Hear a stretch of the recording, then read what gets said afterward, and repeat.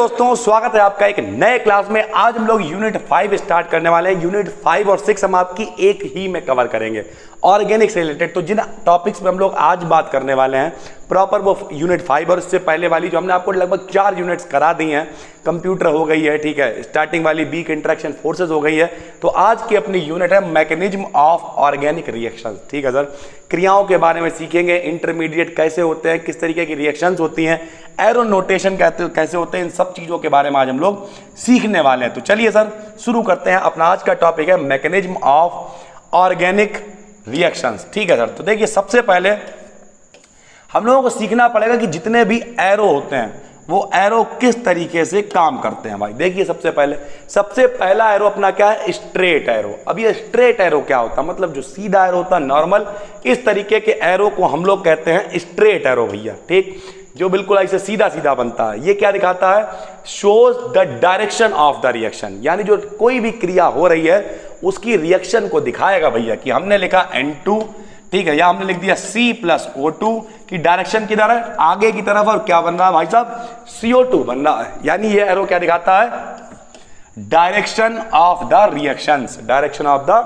Reaction. ठीक है sir, फिर डबल हेडेड स्ट्रेट एरो क्या दिखाएगा। डबल हेडेड का मतलब होता है जिसमें दोनों तरफ एरो होते हैं। तो ये क्या दिखाता है, शोज रेजोनेंस। सर जी ये रेजोनेंस क्या होता है भैया, रेजोनेंस को हिंदी में कहते हैं अनुनाद। क्या कहते हैं, अनुनाद, यानी एक ही चीज को कई तरीके से व्यक्त करना। भैया इधर देखो, ये देखिए, ये शक्तिमान, ये होगा शक्तिमान, अब गंगाधर बन गए, गंगाधर ही शक्तिमान है। यानी एक तरफ हमने ऐसे करके लिख दिया, मान लिया बेंजीन, ठीक है सर, मान लिया यहां बॉन्ड लगा दिए, एक बार भैया हमने यहां बॉन्ड लगा दिए। अब बात तो भैया ना है तो दोनों बेंजीन ही, अल्टरनेट बॉन्ड भी लगे हुए हैं। इसका मतलब जब एक ही स्ट्रक्चर को हम कई तरीके से दिखाते हैं तब उसे कहते हैं रेजोनेटिंग स्ट्रक्चर्स, और इस घटना को हम लोग क्या कहते हैं, रेजोनेंस। ठीक है सर, उसके बाद half headed arrow, half headed double arrow, straight arrow, इस तरीके के आधे मुंह वाले, आधी खोपड़ी वाले हाफ हेडेड।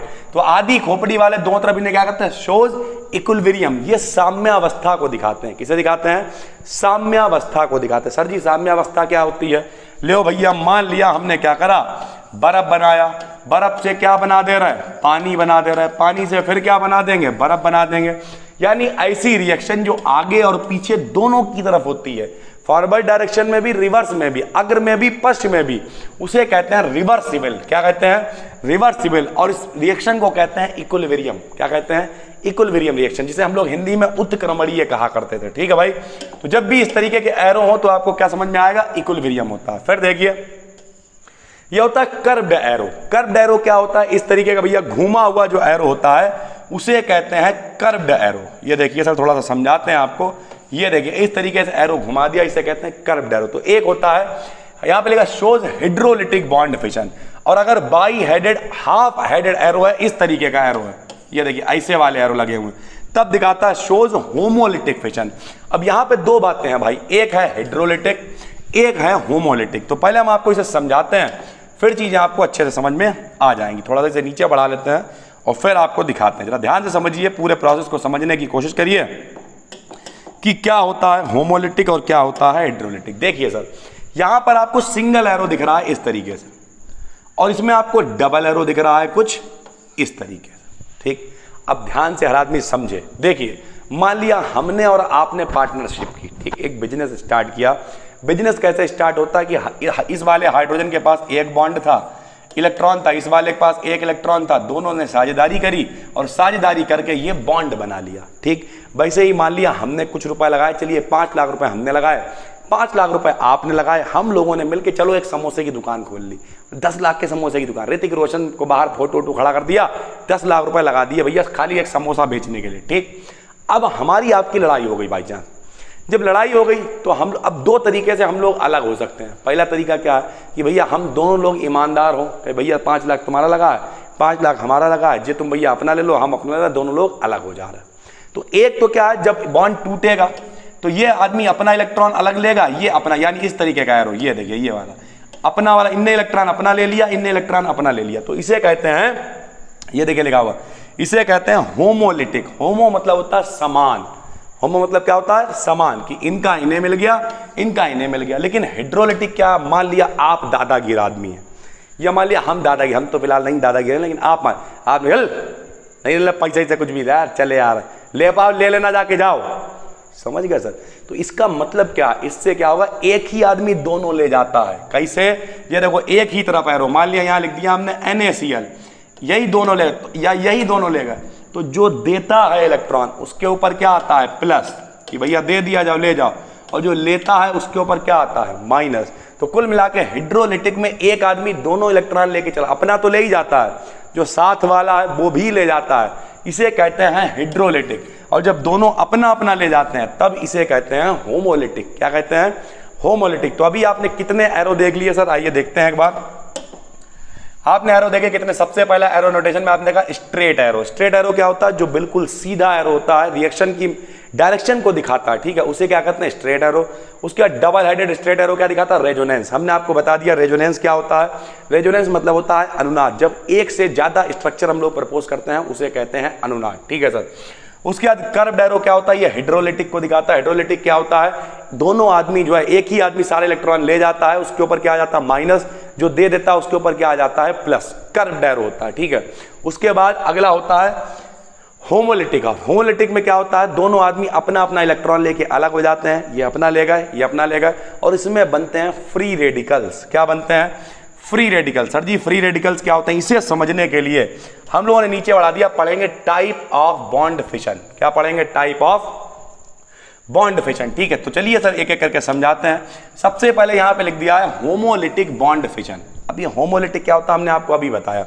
होमोलिटिक का मतलब होता है समांगी, समान, यानी दोनों आदमी अपना अपना इलेक्ट्रॉन लेके अलग हो जाएंगे। आइए सर दिखाते हैं आपको।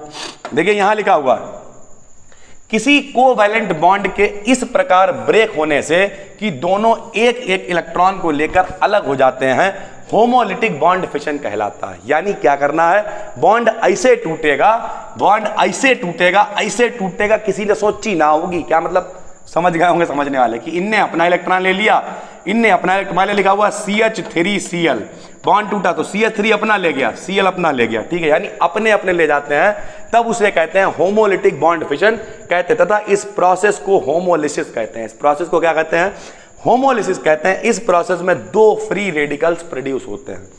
इस प्रोसेस में दो फ्री रेडिकल यानी मुक्त मूलक। फ्री रेडिकल क्या होते हैं, ये CH3 था नीचे जब बना ही हुआ, तो फिर हम क्यों लिख रहे हैं सर, लीजिए, तो फ्री रेडिकल प्रोड्यूस करे दे रहे हैं भैया, जो लिखा CH3 नाम एथेन है, सूर्य का प्रकाश यानी HNu है। अब हुआ क्या, ये देखिए, CH3 के पास एक electron, methyl free radical, CH3 के पास एक इलेक्ट्रॉन, दोनों अपना अपना इलेक्ट्रॉन लेके अलग हो गए हैं, इसलिए इसे कह रहे हैं मेथिल फ्री रेडिकल, ठीक है भाई, कोई दिक्कत।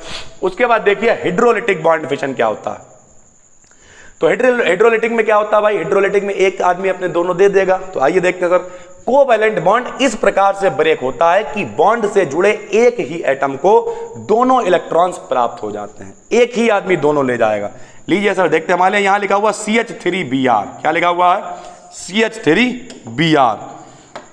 तो यहां देखो भैया, बॉन्ड टूटा, CH3 के ऊपर क्या आ गया, प्लस, Br के ऊपर क्या आ गया, माइनस, प्लस आया उसे क्या कहेंगे, कैटाइन यानी धन आयन, माइनस वाले को क्या कहेंगे, एनाइन यानी ऋण आयन। यानी इस प्रोसेस में कैटाइन और एनाइन का फॉर्मेशन होता है, ठीक है भाई। अपनी अगली हेडिंग होगी कल के क्लास में टाइप्स ऑफ रिएजेंट। बहुत सारे टोटल 6 टाइप रिएजेंट के पढ़ेंगे, और 6 में से कम 1 या 2 लॉन्ग क्वेश्चन में मिल जाते हैं। कार्बोकैटाइन, कार्बो एनाइन, बेंजीन कह रहे हैं, नाइट्रीन, कार्बीन, बेंजाइन, ये सारी चीजें आपको पढ़ने को मिलेंगी। तो आज हम लोगों ने पढ़ा है इंट्रोडक्शन, आपने एरो नोटेशन देख लिया, एरो नोटेशन के बाद होमोलिटिक हाइड्रोलिटिक देख लिया। जब दोनों अपना अपना लेके अलग होंगे, फ्री रेडिकल बनाएंगे तो होमोलिटिक कहलाएगा। एक ही आदमी दोनों ले जाएगा तो उसे हाइड्रोलिसिस हम लोग कहने वाले हैं, ठीक है सर। तो कल हम लोग चर्चा करते हैं किस पे, टाइप्स ऑफ रिएजेंट्स पे।